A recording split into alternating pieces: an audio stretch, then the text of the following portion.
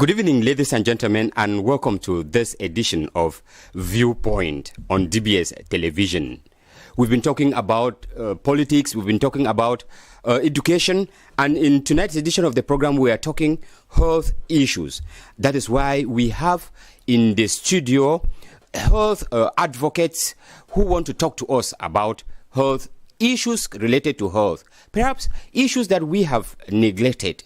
We know with the outburst of the COVID-19 pandemic, a lot of attention was focused on the pandemic, neglecting other ravaging illnesses that are, like experts say, are more deadly than the COVID-19 itself. That is why in tonight's edition of the program, we are looking at cancers in general.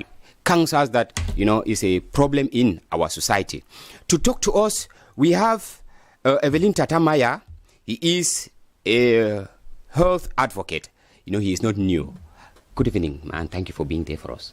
Thank you, Mange. Thank you for technicians that are always there making sure that this goes well. And thank you to televiewers that are watching us, and happy to be here again. It is our pleasure having you. Thank you so much. She's being accompanied by another lady, but it's the first time that we're having her on DBS Television on Viewpoint. She's Mbu Mary Winkar. Good evening, ma'am. Thank you for being there for us. Good evening, Mr. Mange, and thank you for bringing me here today. It's a pleasure being here with you people today. It's a pleasure having you for the first time, and we must indicate that she is a peer educator of a women's health program at the Cameroon Baptist Convention Health Services. So let's take part one of the program.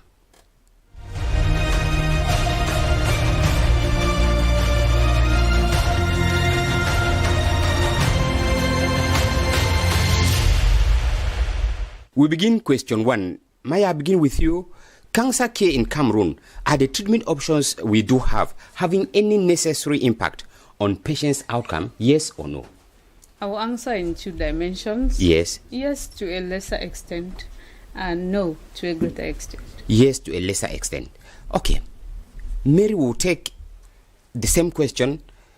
Yes or no, this cancer care that we have in Cameroon, do they have any impact, necessary impact on the patient's outcome? Yes or no? Yes, they do. And no to another, to a lesser impact as well. Okay, yes, both of you are sitting on the fence. Yes, to a lesser extent.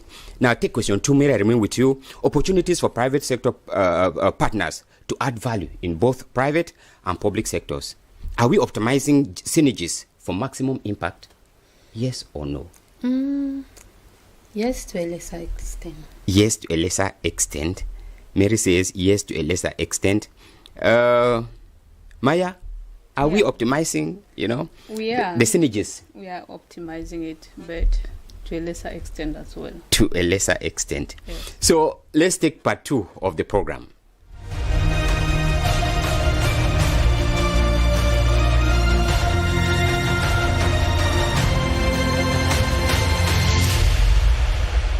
If you are just joining us, you're watching Viewpoint on DBS Television, and we're equally going live on our Facebook page. We've been talking about cancer as, an illness that is already with us in Cameroon, and many still think that it is foreign to us. That is why in today's edition of the program, we are asking the question whether the treatment options that we have, whether they have the necessary impact on the patient's outcome. And Maya thinks that they do have to a lesser extent. Maya, can we hear you out? Thank you so much, Mr. Mange, for this. I said they have impact to a lesser extent because when we look at the statistics from, 2020 from the Global Cancer Observatory, we see that we have almost 20,000 new cases of cancer every year and about 13,000 deaths. As compared to 2018, that we had 15,700 thereabout new cases and 10,000 deaths. We see that just in 2 years. Yes, please. Are these figures in Cameroon or globally? In Cameroon. 20,000 cases of cancer a year and 13,000 deaths in Cameroon. A year, yes. Okay. So you see that the impact is not really that significant. Mm-hmm. It's true that the health sector is trying its possible best to remedy the situation, but this is not good enough. to put cancer to rest. So the impact that the treatments are having have a lot of challenges, which we will be talking about it in a brief. Because when we talk about cancer care, we start with prevention, going to diagnosis, going to treatment options, then we see if we have survivors or we go into palliative care. But when we look at this, we see that there are a lot of challenges within this care rhythm, because we have what we call the patient decision challenges. When you have patients that maybe have noticed a type of cancer, say breast or cervix, the first step will be it's witchcraft, or someone has done this, and so doing, the first person the patient is going to meet will be maybe a herbalist or a traditional healer or a religious leader. And from this moment of the first symptom to reach a healthcare provider, you see that it's taking greater than 3 to 6 months. So when we reach from this patient challenges to the healthcare provider, we also have another issue, which is navigating the system. Because, like, if you go to the hospital, you will not meet the doctor directly. On consultation, you might be talking to a nurse, maybe to another generalist, before you are being directed to the specialist. That we are calling it system navigation challenges. You see, the time that is being taken from the moment of diagnosis to meet the specialist, to treatment options, which the group of doctors are going to see before deciding what treatment you are going to take, you see that there's a lot of challenges. And to top it all, we have economic challenges. Cancer is a disease that is not easy to treat, as well as not easy to subsidize its cost. So we see that these are some of the challenges that make these treatment options minimized. That is, we are not feeling the impact. The impact, yes. Okay, we'll come back to you to talk about briefly on this cancer care in Cameroon. But then let's take what Mary has. According to Mary, the treatment options that we have, they have necessary impact, just to a lesser extent. Now, let us take the ones that the case that they do not have. With this cancer care, the treatment options do not have any impact. Can we have the necessary, because she was talking of, she's bringing out those areas where they have, but what the other side of it? Okay, where the treatment does not have the necessary impact is, the first thing is the patients, they always come to the hospital at a very late stage. And as such, even with the treatment being done, it is really very difficult. The survival rate will be very, very limited. So that's where one of the areas where it has let me see, the impact is not that much. And also, even there are some patients there, even they come on time, the finances to finish the treatment will not be there. So the impact of the treatment, though have done, will not be felt. But the issue of these finances is still coming up again. Maya raised the issue of finances as well. Is the treatment of cancer that expensive? Yeah. The treatment of cancer to an average Cameroonian is expensive. And not many people can afford the treatment of cancer in Cameroon. So to some people, a majority of people, they can't really afford. For some people, even when they come to the hospital to have the money for diagnosis, just biopsy, to pay for a biopsy to diagnose their sickness is already a problem to them. For some that are even diagnosed at the regions, they don't even have the money to pay to come to Douala for their treatment. So that's where I was going. That is the treatment limited? Is the treatment available to Cameroonians? Maybe like malaria drug that even in my native Jackeria I can just buy it from anywhere. Is the treatment of cancer that available? It is only in Douala here. And like if somebody is diagnosed like in Jackeria, as you're saying, majority of them will not even have the money to come here for the treatment. Majority don't have money for transport. Even lodging, everything is expensive. So they prefer to just sit and suffer and wait for the worst. And the treatment process, is it that long? Is cancer kind of of disease that once you take the treatment, you treat it within a short period of time? Or no, the cancer treatment is very long. It's very long because each treatment has many sessions. And with us here, there are many people coming for the treatment. So when you come, you need to like take a rendezvous. Yeah, you can come and you're here and it will take long before you see the doctors themselves, but the treatment is really very long. Okay, let us take this issue of cancer care. Maya, cancer care in Cameroon, can you tell us, because people were asking, what are we talking about? What is cancer care? When I mention cancer care, it's as simple as taking care of a cancer patient from the moment of diagnosis through treatment, either through survivorship or palliation. Because it's a process, like Madam Mary is saying. Cancer is not something that just starts like you have malaria, you go to the hospital and you are given some set of drips and some tablets and you're okay. Cancer is something that takes a longer period of time that needs proper care. These cancer patients need a lot from everyone around, from the society, from the hospitals. They need a lot of support because cancer in itself is something that destroys these body cells, weakening the immunity. And not just that, the treatment of cancer, like we have been mentioning throughout, some of these cancer patients don't just die because of the disease itself, they die because they don't even have the means to treat the cancer. I'll just give a case presentation, because you see a patient that was diagnosed like 6 months ago, say with breast cancer or cervical cancer, and you go to the hospital, they tell you need to do a biopsy. You're wondering, before you are even asked to do a biopsy, you have given money for screenings.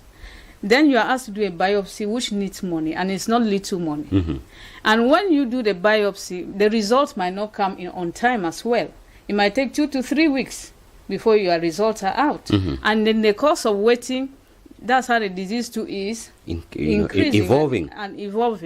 And when the biopsy is there, they need to give you your treatment options, because cancers vary. We have a lot of cancers that vary, and the treatment options differ as well.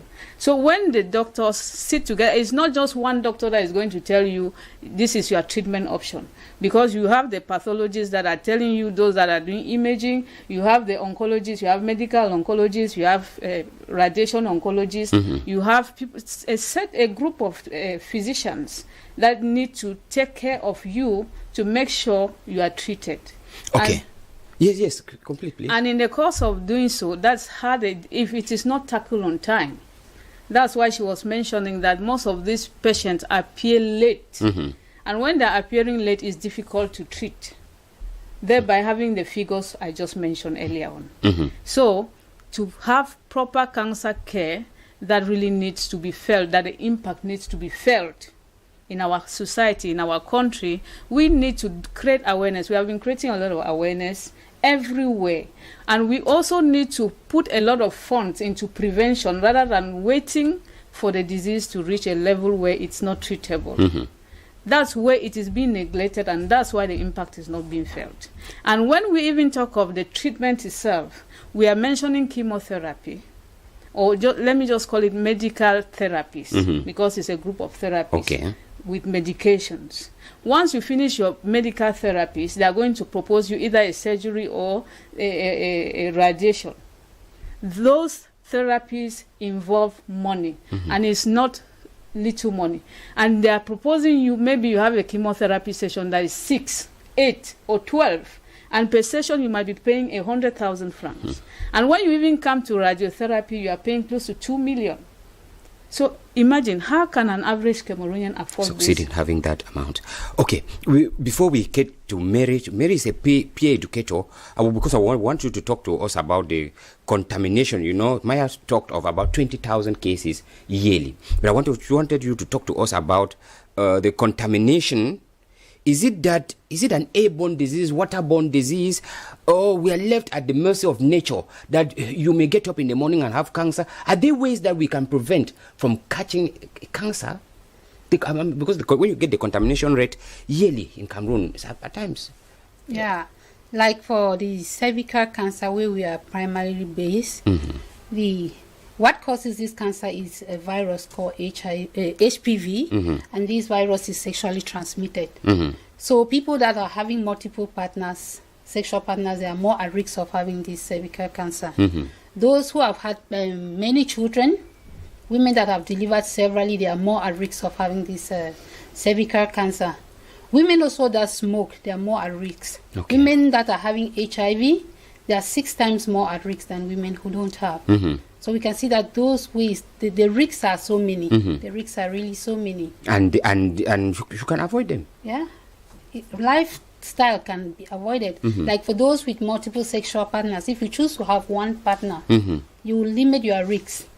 Those with many children, if you have lesser children, the risks will be limited. If women can stop smoking, their risks will be limited. And from what Maya was explaining, if I understood her well, it means for now cancer is able to be treated if it is diagnosed earlier. Yes. Okay. So those who can, because I wanted you to talk to, because you are a peer educator, to others who are watching at you now, what are those symptoms that they should be able to identify? Perhaps somebody is up there in Marua, in the north, he does not know that this is already cancer, and she's waiting, and just to discover it already at an advanced stage. What are those practical, easy diagnosed symptoms? Okay, like for cervical cancer, as I started seeing, initially there are no signs and symptoms. Yes. So a woman who is sexually active needs just to go for cervical cancer screening without any symptoms. Because when the symptoms are appearing, it means it is already at a late stage. Okay. Cervical cancer, the pre-cancer is being diagnosed in the clinic. It's diagnosed by those who are doing this screening. So when we diagnose that, we treat. And then if you have to wait for signs and symptoms like bleeding during or after sexual intercourse, bleeding between menses, women at menopause, bleeding, seeing blood again like they are bleeding, those are already late stage. Those are the stages where most women will come to the clinic because they are already seeing something that is disturbing them. But our advice to women is that they should go for their screening when they are not having all of these signs and symptoms. Okay. Yes, they should go for screening. If without signs and symptoms you go to the clinic, if there's anything, it will be at the level of a pre-cancer. Okay. And pre-cancer is treated 100%. Okay. I think that is good news for women and cancer, women generally, and to everyone, because like they said, cancer is not only cervical cancer. Yeah. Sure. But now let's look at the synergy between the private and the public sector. Are we optimizing this synergy to the maximum profit impact? I would say, like I said before, to a lesser extent, but we are not actually optimizing it as we are supposed to be. Yes. If we have private sector partners that have seen a problem, maybe in our society, that we are not well to do, like we're in a low and medium income country, and we know that this private sector partner can come in maybe to help with this equipment that can help facilitate treatment in our country. We need to optimize it. We need to act in coalition. We need to have that synergy. Just like I would say, she's from CBCHS. I am from Humanity at Heart. We have the Cameroon Oncology Center. We have the General Hospital. With cancer care, we need this synergy to make sure that these patients are being catered for properly. For example, if someone comes to our organization that we know that we are supposed to refer them to the CBCHS, and CBCHS on her own part knows that they are supposed to refer them to the General Hospital, and the General Hospital can refer maybe to the other center. That is what we call synergy. So much so that if there is a problem maybe at the level of the General Hospital, the oncology center that is private can fit in at that moment of the problem. But we are not optimizing it. I don't know whether maybe it's for interest or it's for whatsoever reason. I don't know. That is why I say we are not optimizing these synergies as we should be, as we should do it, because the people that suffer here are the patient. If you go to the other center and they tell you this thing is not functional, where do you go to? They're going to refer you to another person. But when you go there, they have their policies. But if we act in synergy that if this place is non-functional, these people can fit in within that period, and they come to a memorandum of understanding that this is what we are fitting in at this level until you come up. And then we should be able to be open-minded that private sectors that are partners can also help us. So we have to leverage these resources for the cancer patients to actually have proper care and have their needs being catered for. That is where we are lacking in our country, because there is no communication. If a patient leaves my office and is lost to follow up, the obvious result will be that the patient will die. But if the patient is leaving my office, I am sending the patient to the peer educator, as Madam Mary is saying. I know that I'm following that patient up with her, and if she is going to refer to maybe another public sector, she tells me, so all of us gather and follow up that same patient to either survivorship, so that we can have proper data. Even if it is palliative care, we know that we have followed up this patient to this extent, so that patients will not be lost to follow up or frustrated. I have had cases where patients go to the hospital and they are not even being taken care of, and they come back home frustrated. They are being demanded for money and they give, and there is nothing that they do for them. And it's not small amount. That is where it's even more painful. When you see somebody that has cancer that is already a pain, when you see somebody that is being required to give a huge sum of money, that's already a problem. And once again, these synergies, we could also, I think when you go to the hospital nowadays, they propose you HIV test. Yes. For free. Yes. But you have never heard someone propose, can I screen you for cancer? These are some things that the public sectors, the private sectors should incorporate us into the health system. So much so that we know to capture early enough and treat this patient. Okay. The key to this is early diagnosis. Because Mary said that once we're able to diagnose it, it is treatable. Absolutely. Now, I want to find from you, Mary, the relationship between the public sector, that's the general hospital, and those of you who are at the CBCHS. How is the relationship, the working relationship? How is it? Because when Maya was talking, he's trying to indicate what should exist, what is on the field. Actually, what is happening on the field. Is that relationship there between you and the public sector? Perhaps call it the government hospitals. Yes, we of the CBCHS, we are the prevention and diagnosis. We do prevention and diagnosis. So once we diagnose, we send either to the public hospitals or to the private hospitals. The flow is smooth to us because we really do send. We really do send, and they always sometimes get back to us. But we are always sending our clients there. And in most cases also, we send clients when they go and they don't have enough funds. They just lost to follow up. Because I wanted to come to that follow up with Maya, yes. But before we take that follow up process, Maya, which is a problem, It is. I want to find out from you: do we have because when you get the figures, do we have the enough medical personnel? If I understand that the treatment process is supposed to take place only here in Douala, is it lack of equipment or lack of human resource? Why is it not diversified? I know you are not the policy making or decision making body, but from your point of view as involved in this cancer care, call it program in Cameroon. Yeah, I know that the equipment are insufficient. Normally, each region was supposed to have its own cancer treatment center. Yes. But due to the economic situation of our country, everything is just limited here in Douala. So even here in Douala, do we have sufficient health personnel or specialists in this domain? Yes, there are many oncologists okay. that are working on it. In Douala here? Yes, there are. All right. Maya, I want us to look at this issue of follow-up because time is already on us. Follow-up process, which is a problem. One, because of the finances and because of the state of the cancer that the patient would have been in. How is the situation in Cameroon? I would say many patients actually are lost to follow up. I must comment that the CBCHS, they are doing a good job at that level.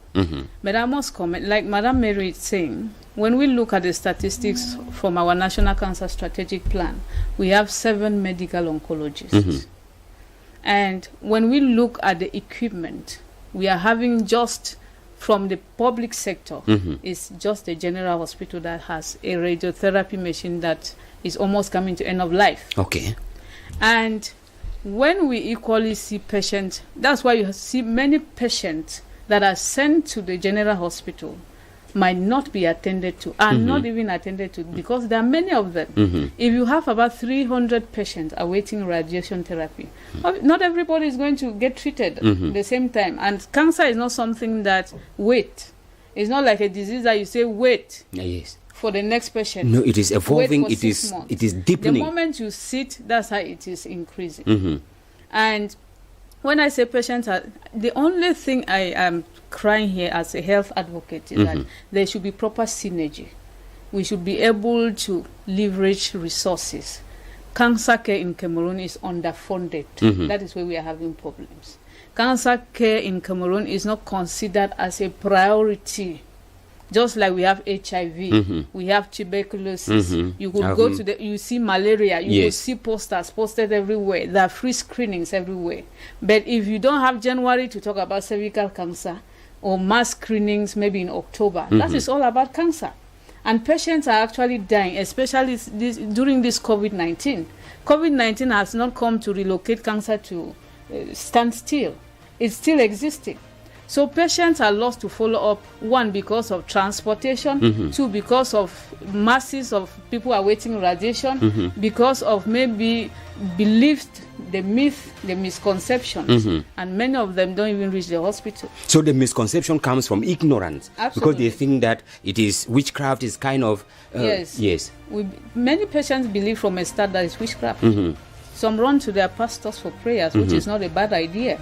We need to educate both the pastors, the traditional rulers, the traditional healers. Everyone needs education. So that if you are running to your pastor, the pastor knows that in this case, the Holy Spirit has told me to go to the hospital. If you are running to if it is the Holy Spirit. The traditional healer should know that this case, I might not do it at my level. Everyone needs education. We need to give proper information, good communication, even to the patient, communicate treatment possibilities, and leverage resources as private partners are trying to help. Okay. Thank you so much, ladies. We are almost rounding up because time is no longer on our side. But before we go, Mary, I want us, because we are talking of women coming to the hospital for checkup screening. Is the screening free of charge in Cameroon? Or is it at their level?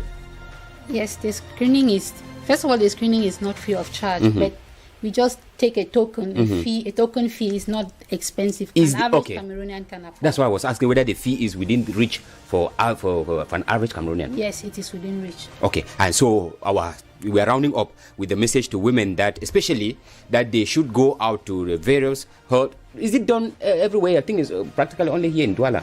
No, it is everywhere. Like screening. Yes, screening is everywhere, especially for cervical cancer. Like with us, the CBCHS, we are almost in every region of this country. Okay.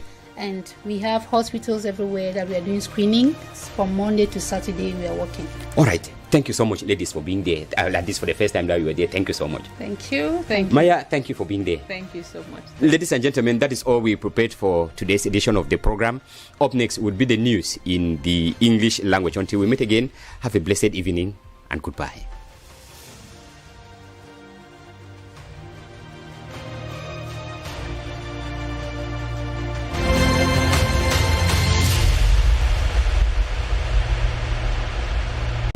Coronavirus is not an imagination or an invention.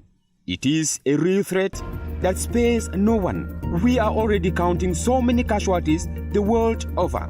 The situation is serious, and we individually have the choice to scrupulously respect prescribed norms to preserve lives or die by mortgaging the lives of others. Therefore, our responsibility is strongly solicited in rigor and discipline.